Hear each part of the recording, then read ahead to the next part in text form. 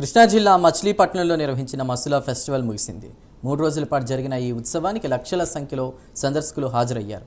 ఈ సందర్భంగా మంగినపూడి తీరం జనసంద్రమైంది.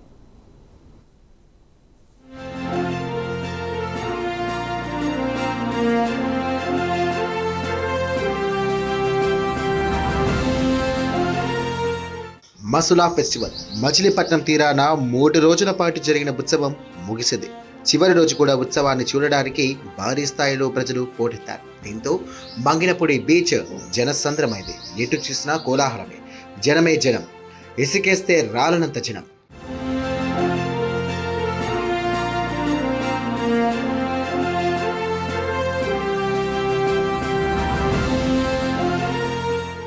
మంగినపూడి బీచ్లో మంత్రి కొల్లు రవీంద్ర పర్యటించారు. ఈ సందర్భంగా ఆయన మాట్లాడుతూ మంగినపూడి బీచ్నకు జాతీయ స్థాయి గుర్తింపు తీసుకురావడానికి తాను కృషి చేస్తానని తెలియజేశారు. ఇక ఆయన స్వయంగా పారా గ్లైడింగ్ చేయడం విశేషం.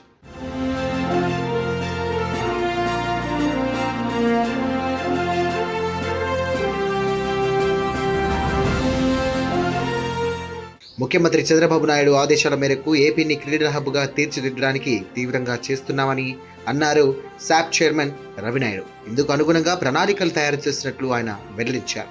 కాగా కూటమి ప్రభుత్వం వచ్చాక మంగినపూడి బీచ్ పేరు జాతీయ స్థాయిలో మారుమోగేలా ఉత్సవాలు నిర్వహించామని అన్నారు.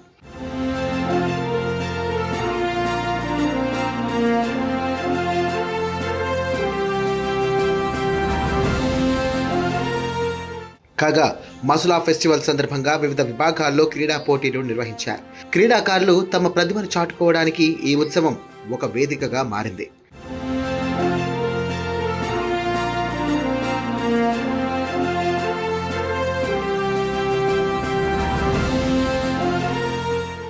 కాగా బోడాండా గ్రూప్ ఆధ్వర్యంలో మసులా ఫెస్టివల్ పేరుతో ఉత్సవాలు జరగడం విశేషం.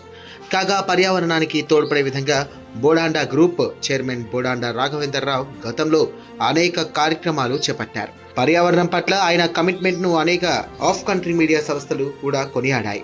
ఏమైనా మంగినపూడి బీచ్ చరిత్రలో మసులా ఫెస్టివల్ ఒక చిరస్మరణీయ ఉత్సవంగా మిగిలిపోతోంది.